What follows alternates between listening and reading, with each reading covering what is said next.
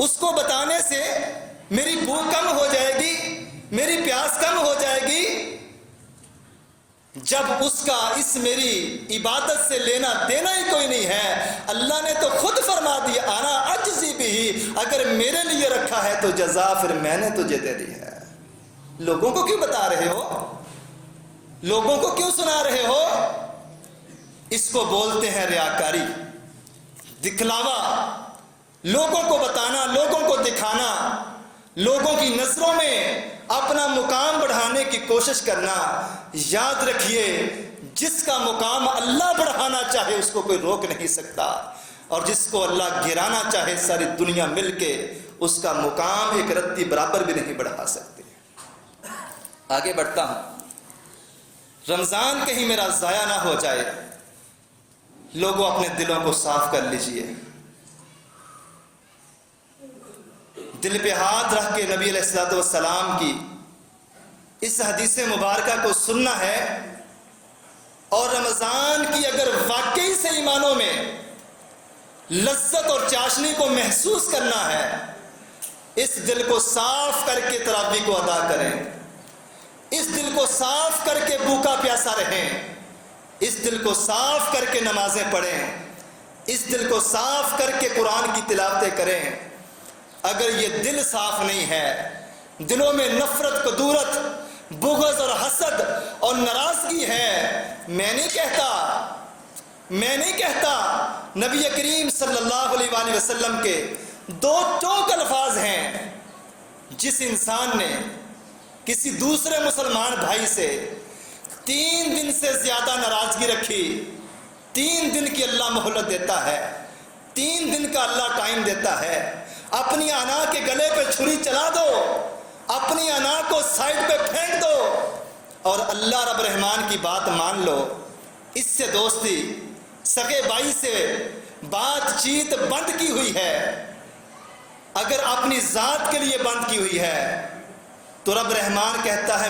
میری ذات کے لیے اس کو معاف کر دو، میری ذات کے لیے اس سے صلح کر لو۔ اپنے آپ کو پیچھے پھینک کے اللہ اور اس کے رسول کو سامنے رکھنا ہے، اور 3 دن سے پہلے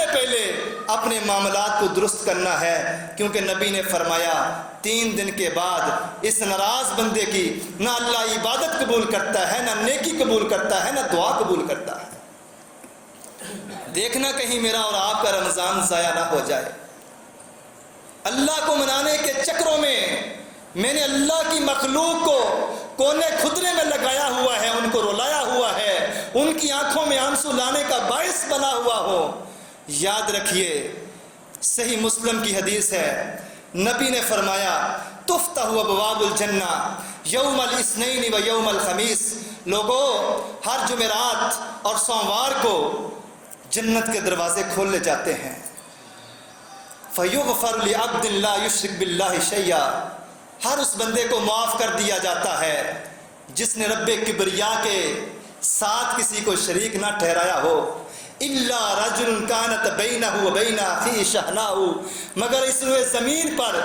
وہ 2 مومن بندے، وہ 2 لا الہ الا اللہ پڑھنے والے، وہ 2 محمد رسول اللہ کا کلمہ پڑھنے والے زمین کا جھگڑا لے کے بیٹھے ہیں، رشتوں کی ناراضگی لے کے بیٹھے ہیں، رشتے لینے دینے کے معاملے میں ناراض ہو کے بیٹھے ہیں، سگے ہیں تب بھی، سگے نہیں ہیں تب بھی۔ نبی نے فرمایا یہ 2 اگر ناراض ہیں، سوموار اور جمعرات کو سب کے نامہ اعمال دیکھ کے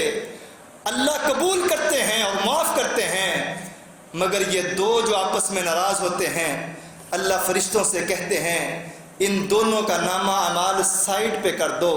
انظروا ھذین حتی یصطلحا، انظروا ھذین حتی یصطلحا، انظروا ھذین حتی یصطلحا۔ 3 بار اللہ کے نبی نے یہ الفاظ دہرائے۔ اس وقت تک اللہ کہتے ہیں ان کو میرے سامنے نہ کرو جب تک یہ دونوں آپس میں صلح نہ کر لیں، سائڈ پہ کر دو جب تک صلح نہ کر لیں، پرے کر دو جب تک صلح نہ کر لیں، جب تک یہ دونوں صلح نہ کر لیں میں اللہ ان کے نامہ اعمال کو دیکھوں گا ہی نہیں۔ عبداللہ بن مسعود رضی اللہ تعالیٰ عنہ سے پوچھا گیا، نبی کے صحابی ہیں، کیف کنتم تستقبلون رمضان، اے نبی کے جانثار بتائیے رمضان کے مہینے کا استقبال کیسے کیا کرتے تھے؟ عبداللہ بن مسعود کہتے ہیں لوگوں، صحابہ کی جماعت، نبی کے صحابہ کی جماعت رمضان شروع ہونے سے پہلے بڑے بھرپور طریقے سے اس کا استقبال کیا کرتے تھے۔ صحابہ کی جماعت رمضان شروع ہونے سے پہلے بڑے بھرپور طریقے سے اس کا استقبال کیا کرتے تھے۔ کیسے استقبال کیا کرتے تھے؟ کہتے ہیں رب محمد کی قسم، رمضان کا پہلا روزہ شروع ہونے سے پہلے نبی کے صحابہ دروازوں پہ دستک دے دے کے لوگوں کو جا کے منایا کرتے تھے، ارے رمضان شروع ہونے والا ہے، مہمان اللہ کا آنے والا ہے، اللہ کی رحمتوں اور بخششوں کا مہینہ آنے والا ہے، یار تجھے تیرے رب کا واسطہ ہے، اگر مجھ سے شکوہ ہے، گلہ ہے، حسد ہے، بغض ہے، ناراضگی ہے، کینہ ہے، نفرت ہے، میرے سے تجھے اذیت پہنچی ہے، اللہ کا واسطہ ہے مجھے معاف کر دے۔ 30 دن کی لمبی مسافت طے کرنی ہے، 30 دن کے لیے رب کو منانا ہے۔ ارے یہ کیسی بدبختی ہے، میرے اور آپ کے گھر میں کوئی مہمان آئے، بڑے سے لے کر چھوٹے تک ہر بندے کی خواہش ہوتی ہے، گھر کا بڑا سمجھاتا ہے، گھر کی بڑی امی ماں سمجھاتی ہے، دھیان سے رہنا، کوئی بات نہیں، جھگڑے ہو ہی جاتے ہیں، غصے ناراضگی ہوتی ہے، واسطے کراج پانڈے کھڑک دیا، مت آنے والے مہمان کو اس بات کا احساس ہو کہ شاید اس گھر والوں کے بیچ میں کوئی ناراضگی چل رہی ہے۔ دنیا کا کوئی مہمان آئے، ہم اتنا خیال کریں، ہم اتنا احساس کریں، آنے والا مہمان ہماری کمزوری دیکھ کے نہ چلا جائے، آنے والا مہمان ہماری کمزوری کی وجہ سے ہم سے نفرت نہ کرے۔ ارے یہاں تو اللہ کا مہمان مہینہ رمضان آیا ہوا ہے، اس مہینے میں تلاوتیں بھی چل رہی ہیں، روزے بھی چل رہے ہیں، تراویح بھی بڑے شوق سے پڑھ رہا ہے، اور ساتھ سانجی دیوار ہے سگے بھائی سے 10 سال سے اس سے ناراض بھی بیٹھا ہے۔ کیسی عبادت ہے یہ؟ کہاں کی عبادت ہے یہ؟ اور یہ نیت ہے کہ میرا اللہ مجھ سے راضی ہو جائے؟ ارے تجھ سے تو سگا بھائی سانجی دیوار جس کے ساتھ ہے وہ تجھ سے راضی نہیں ہو رہا، 3500 سال کی مسافت میں بیٹھے رب کبریا کو راضی کرنے پہ چلا ہے۔ یہ اسی کا قانون ہے، یہ اسی رب کبریا کا قانون ہے کہ 3 دن سے زیادہ اگر مسلمان بھائی سے ناراضگی ہے تو تیری عبادتیں میں اللہ تیرے منہ پہ دے ماروں گا۔ کہیں میرا رمضان ضائع نہ ہو جائے۔ دلوں کو صاف کیا ہے تو زبانوں کو لگام بھی دینا سیکھ لیں، اس زبان کو لگام دے لیں۔ لفظوں کے دانت نہیں ہوتے مگر یہ کاٹ لیتے ہیں۔ ہر چیز کا کوئی نہ کوئی ذائقہ اور ٹیسٹ ہوتا ہے، ہمارے الفاظوں کے بھی ٹیسٹ ہیں، ہمارے بولوں کے بھی ٹیسٹ ہیں۔ بولنے سے پہلے چخ ضرور لیا کریں کہ کہیں میرے بولنے سے، کہیں میرے کچھ کہنے سے، کہیں میری زبان کی بدتمیزی سے دور نکر پہ لگ کے بیٹھ کے کوئی روتا تو نہیں ہے۔ یہ حدیث تو آپ نے سن لی کہ رمضان کے مہینے میں جنت کے دروازے کھول دیے جاتے ہیں، جہنم کے دروازے بند کر دیے جاتے ہیں، نو ڈاؤٹ، کوئی شک نہیں، ایسی یہ بات ہے، نبی کی صحیح حدیث ہے کہ جہنم کے دروازے رمضان کے مہینے میں بند کر دیے جاتے ہیں۔ ارے ان دروازوں کے بند ہونے کا کیا کرو گے؟